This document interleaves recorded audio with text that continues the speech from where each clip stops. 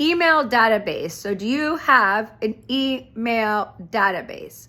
You may want to make sure you have one, whether you're getting started in business or have it in business. It's a good time to get those your emails of people you've worked with. I'm going to say that. Start with the people you've worked with, put them in an email so you can consistently stay in touch with those past clients and letting them know about things that are going on in your industry. Or I'll also suggest maybe if you love referrals, look at the people you work with and let people know the people you are working with. Because again, at the end of the day, we all have some synergy partners that we work with and we're doing great business with. And this way, if they ever come across needing these services, you're like, hey, by the way, if you need any of these services, please reach out to so-and-so and give their name and website and have them check them out. Because one of the things I did when I first started my email database, I had no idea what I was going to email any of them. But I did take the time to get those emails and the database and get that ready to rock and roll. So it's been about 4 years since I've been in business, and I didn't do this for about 6 months. But when I finally, after 6 months, I decided to put these people into an email. Didn't know what to say. I probably started off with maybe an email, twice a month maybe. Now I send out emails on twice a week, usually on Mondays and Thursdays. And Mondays usually has something to do with one of the services I provide, getting more of the details and information. And then on Thursdays, usually has some kind of business tips, whether it had to be with marketing, email marketing, websites, anything that's going to have to support you and, helping you get better results when it comes to your business. Now, I also have a lady who does LinkedIn.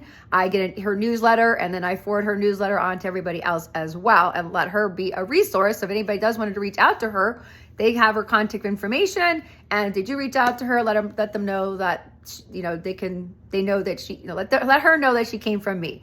But I'm just saying, getting information, if you're not sure how to create an email, think of some things that may, what are going on in your industry, and find a newsletter. Sending a newsletter once a month is definitely a good start.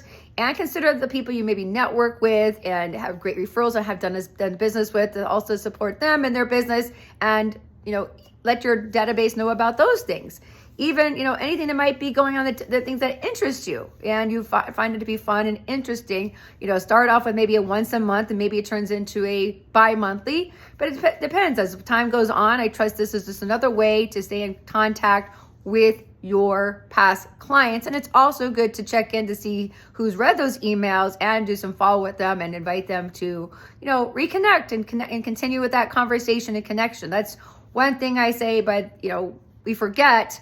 If you haven't touched base with any past clients, it's always a good opportunity to not only if you're sending them email, but also reach out to them, see how they're doing, invite them to say, I'd love to catch up if you're interested, see how things are going. And yeah, go from there, because before you focus on new, look at what you could follow up and focus on versus starting something new. That's why I say to people, if you haven't been to a networking event in a while, stay focused on your past clients and people you haven't talked to, and then go out and start networking to build more of those people, because you have already touched base with those people and now you're looking for some new people and put those people in, making some new contacts, new referrals, new clients, new friendships. Who knows? All opportunities are possible. So what are your thoughts about your emails?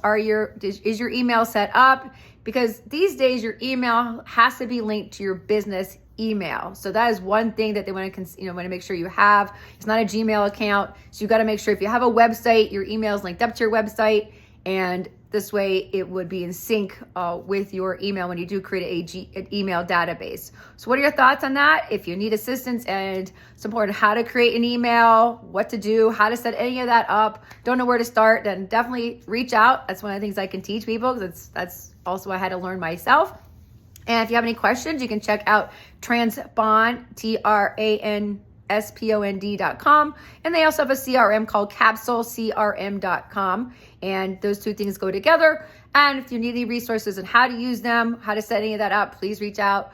So what are your thoughts when it comes to emails and how are they beneficial to you and you're staying in touch with your clientele and all possibilities? So what are your thoughts? Look forward to seeing you in the next video. Share this video, comment on this video, and see you soon.